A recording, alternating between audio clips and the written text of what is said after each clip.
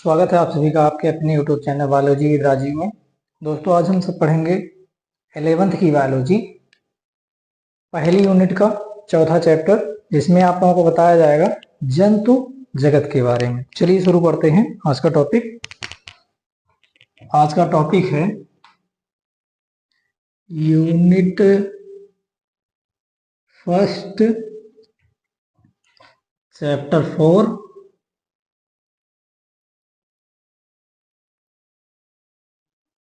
जंतु जगत, है ना।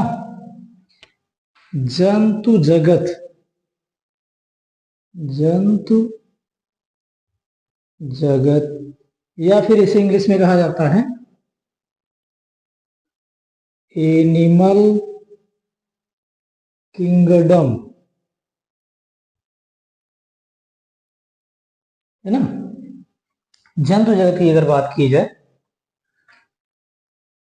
जंतु जगत की अगर बात करेंगे तो संसार में पाए जाने वाले जितने भी जीवधारी हैं सबको रखा गया है जंतु जगत के अंतर्गत। अर्थात कहने का मतलब ये है कि इसके अंतर्गत की अगर बात की जाएगी, संसार के समस्त जीव जंतु, जीव जंतु, है ना।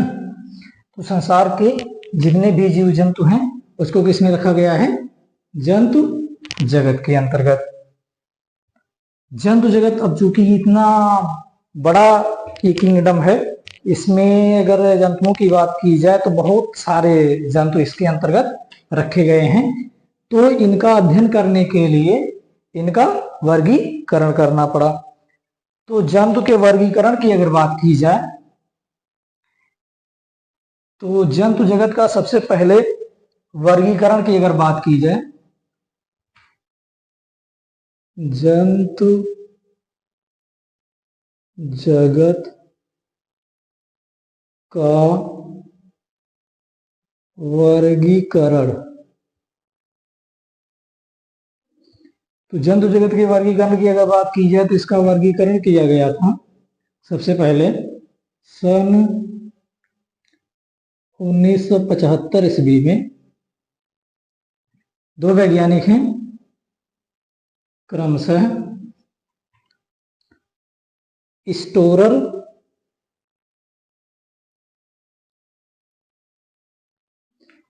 और यूसिंजर के द्वारा।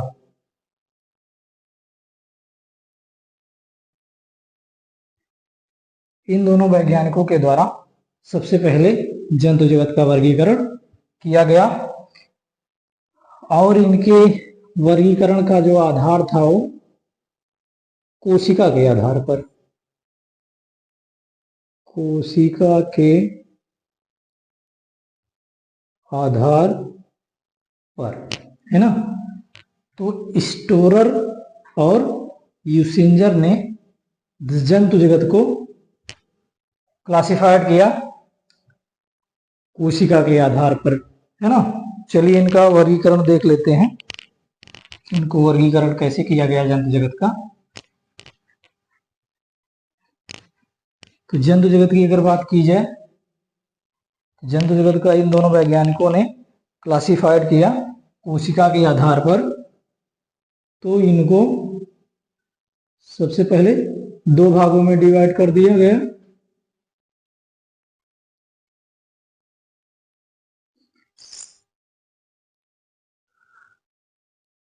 दो भागों में डिवाइड कर दिया गया जब इन्हें, तो सबसे पहला जो था उसको एक कोशिकीय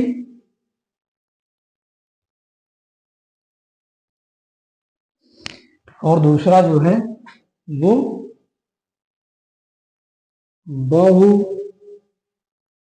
बहुकोशिकीय, है ना। इसके अंतर्गत अगर बात की जाए तो इसके अंतर्गत पहला संघ आता है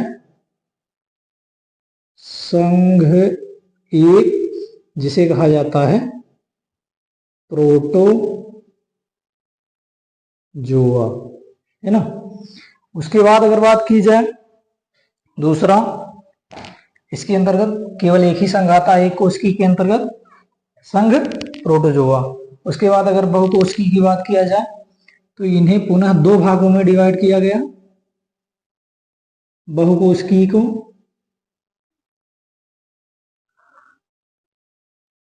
दो भागों में से डिवाइड किया गया।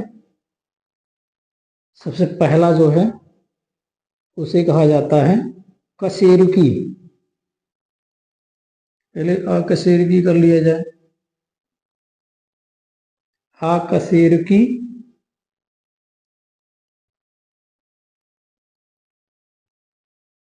जीव और दूसरा कशेरुकी जीव। कशेरुकी जीव, है ना। अकशेरुकी और कशेरुकी का मतलब ये होता है रीढ़ की हड्डी रहित, बिना रीढ़ की हड्डी वाले, रीढ़ की हड्डी सहित, रीढ़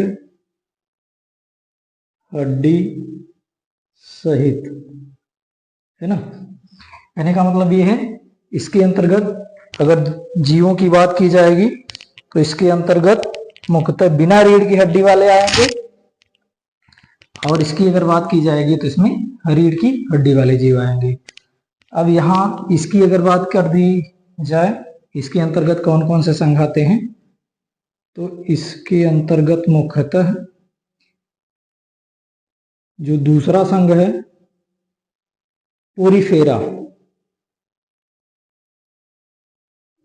पोरीफेरा ये संघ आता है। उसके बाद तीसरे अगर संघ की बात की जाए, तीसरा जो संघ है उसे कहा जाता है सीलेंट्रेटा,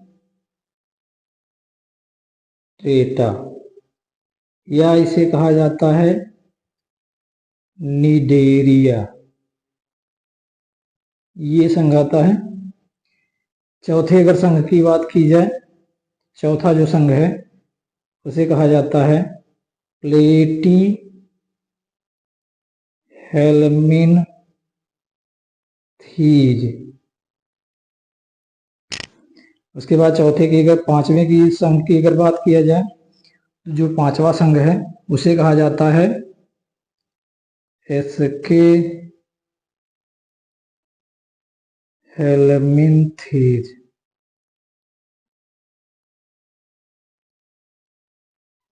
है ना, या इसे निमेटोडा भी कहा जाता है, निमेटोडा। उसके बाद छठवें संघ की अगर बात की जाए, छठवां संघ जो है उसे कहा जाता है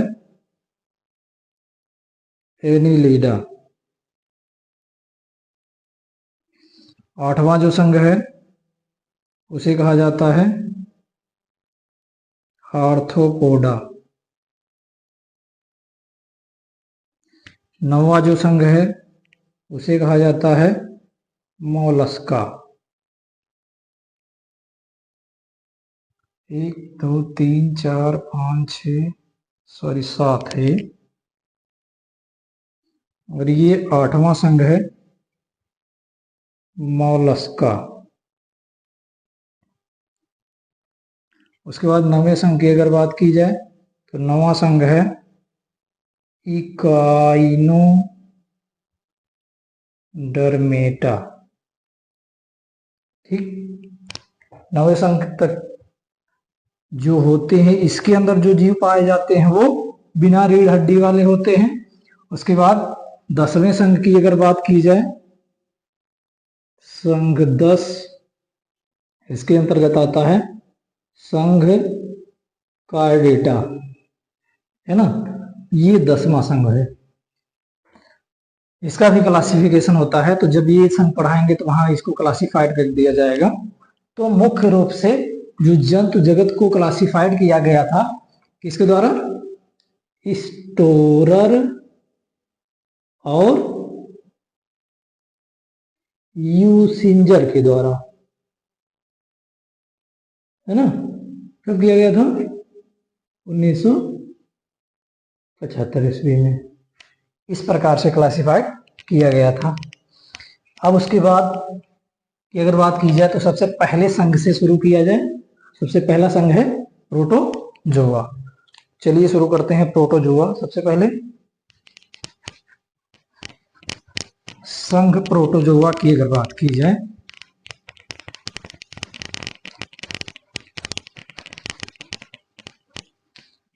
संघ प्रोटोजोआ जो है इसके अंतर्गत एक कोशिकीय जीव आते हैं। संघ प्रोटोजोआ की अगर बात की जाए तो ये सबसे पहला संघ है। जंतु जगत का जो सबसे पहला संघ है उसे कहा जाता है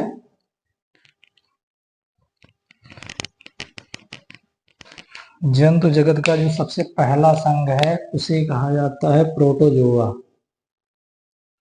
संघ एक प्रोटोजोआ, ठीक। प्रोटोजोआ है ना, इंग्लिश में प्रोटोजोआ। अब अगर प्रोटोजोआ की बात की जाए तो प्रोटोजोआ जो संघ है ये ग्रीक के दो शब्दों से मिलकर बना है। ग्रीक के दो शब्दों से मिलकर बना है, प्रोटोस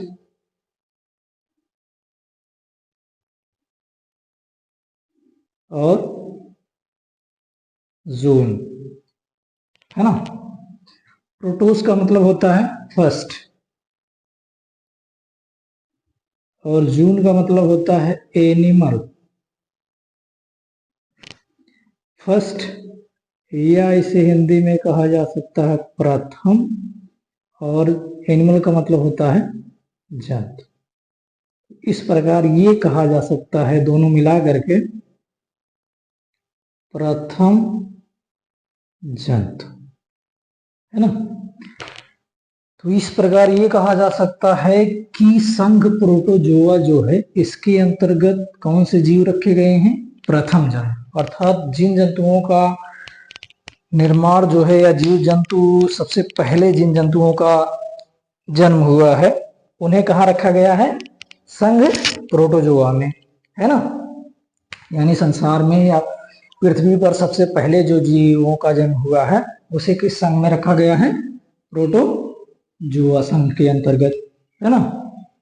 अब अगर आगे बात की जाए प्रोटोजोआ, तो प्रोटोजोआ का अध्ययन यानी प्रोटोजोआ संघ के जीवों का अध्ययन प्रोटोजोआ संघ के जीवों का अध्ययन, संघ प्रोटोजोआ के जीवों का अध्ययन सबसे पहले किया गया 1673 ईस्वी में।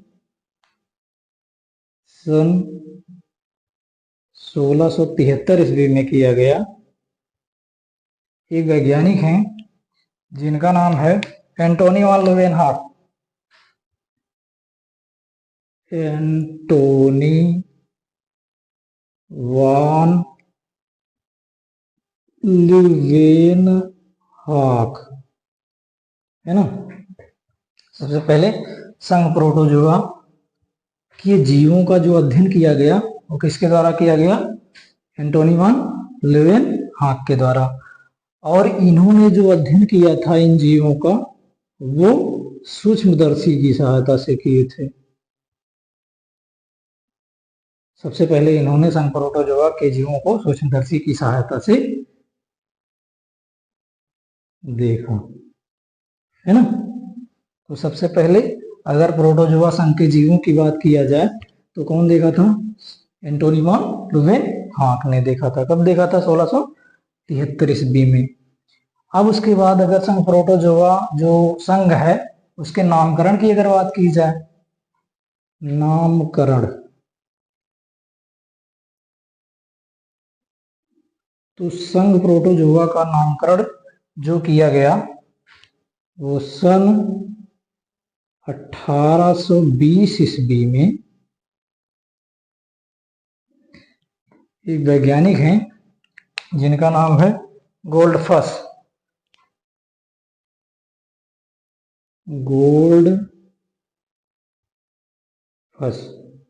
इन्होंने सबसे पहले संघ प्रोटोजोआ नाम दिया, प्रोटोजोआ नाम है ना। तो गोल्डफस के द्वारा सबसे पहले संघ प्रोटोजोआ का नामकरण किया गया या स्थापना की गई। कब किया गया? 1820 ईस्वी में। अब उसके बाद संघ प्रोटोजोआ की अगर बात की जाए तो इन जीवों का अध्ययन, यानी जीवों का अध्ययन किया गया सूक्ष्मदर्शी के द्वारा। तो इन जीवों का जो अध्ययन किया जाता है वो विज्ञान की शाखा है जिसे कहा जाता है प्रोटोजूलॉजी।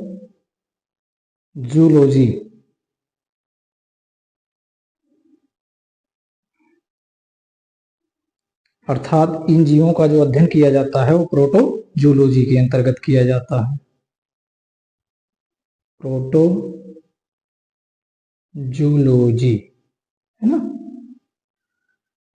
इस शाखा के अंतर्गत संघ प्रोटोजोआ के जितने भी जीव हैं उन जीवों का जो अध्ययन किया जाता है वो किसके द्वारा किया जाता है?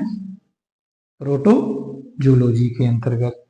और आगे बढ़ा जाए, इतनी बातें समझ में आई। अब इसके बाद आगे बढ़ा जाए, इतनी गर्मी है,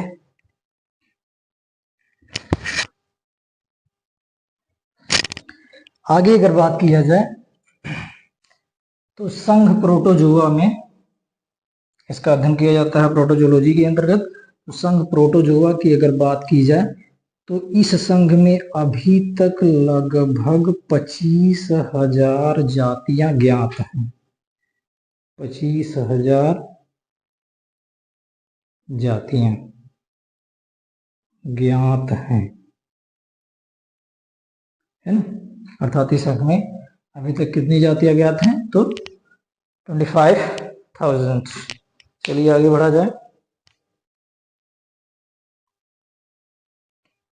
सॉरी 25 नहीं था बल्कि 50 था जी, लगभग 50,000 जातियां। चलिए आगे बढ़ा जाए।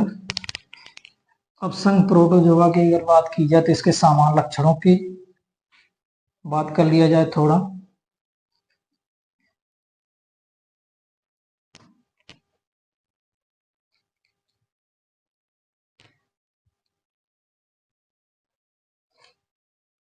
संघ प्रोटोजोआ के सामान्य लक्षणों की अगर बात किया जाए, सामान्य लक्षण,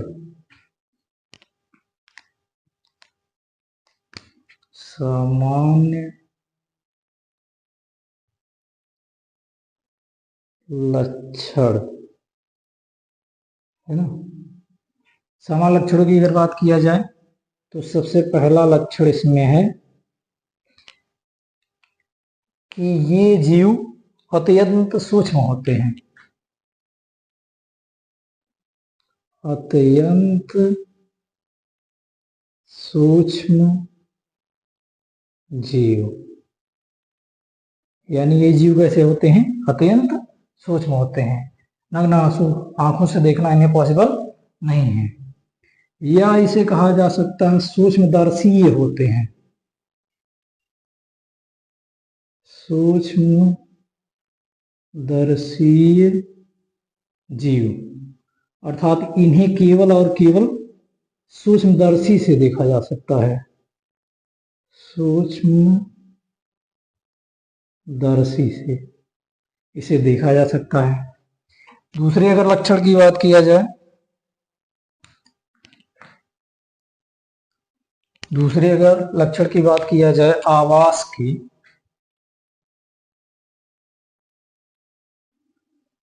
अर्थात ये पाए कहाँ जाते हैं?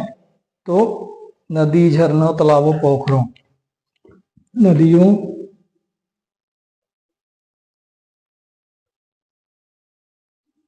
तालाबों, पोखरों, झरनों आदि जगहों पे पाए जाते हैं, है ना। इनकी उपस्थिति की अगर बात की जाए, उसके बाद आगे बात किया जाए अगर, तो इनका जो शरीर है, तीसरे लक्षण की बात किया जाए, शरीर की अगर बात किया जाए तो इनका जो शरीर होता है वो एक कोशिकीय होता है, एक कोशिकीय, है ना, एक कोशिका का बना, एक कोशिका का बना। केंद्रक की अगर बात किया जाए, चौथे लक्षण की अगर बात किया जाए, केंद्रक इन जीवों में, तो केंद्रक जो होता है वो पूर्ण विकसित होता है, पूर्ण विकसित केंद्रक, है ना। केंद्रक की अगर बात किया जाए तो इसमें केंद्रक जो होता है वो पूर्ण विकसित होता है। अगले लक्षण की अगर बात की जाए तो जो अगला लक्षण है, ये जीव विभिन्न प्रकार की जैविक क्रियाएं करते हैं। पांचवें लक्षण की अगर बात किया जाए, जैविक क्रियाएं, जैविक क्रियाएं अर्थात कहने का मतलब ये है, इन जीवों में श्वसन क्रिया होती है, श्वसन क्रिया, पोषण क्रिया, पाचन क्रिया, उत्सर्जन क्रिया आदि। यानी इन जीवों में सभी प्रकार की जो जैविक क्रियाएं होती हैं वो अच्छे से हो जाती हैं। उसके बाद अगर बात किया जाए छठवें लक्षण की, तो छठवें लक्षण में अगर बात किया जाए तो जीव की अगर बात किया जाए तो ये जीव प्रायः स्वतंत्र जीवी होते हैं, स्वतंत्र जीवी जीव होते हैं, है ना। यानी कहीं पर भी घूम सकते हैं, रह सकते हैं, है ना।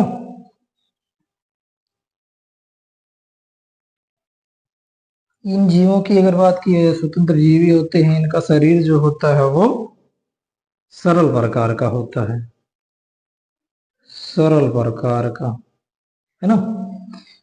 अब उसके बाद अगर सातवें लक्षण की बात किया जाए तो सातवें लक्षण में एग्जाम्पल की अगर बात किया जाए, उदाहरण अर्थात इसके अंतर्गत कौन कौन से जीव आते हैं उसकी अगर बात करेंगे तो सबसे जो इस संघ का सबसे पॉपुलर जीव से कहा जाता है अमीबा, पैरामीशियम,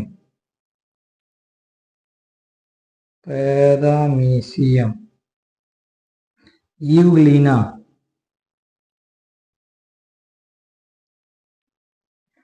प्लाज्मोडियम,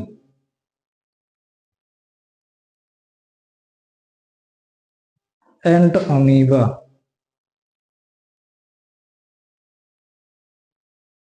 आदि।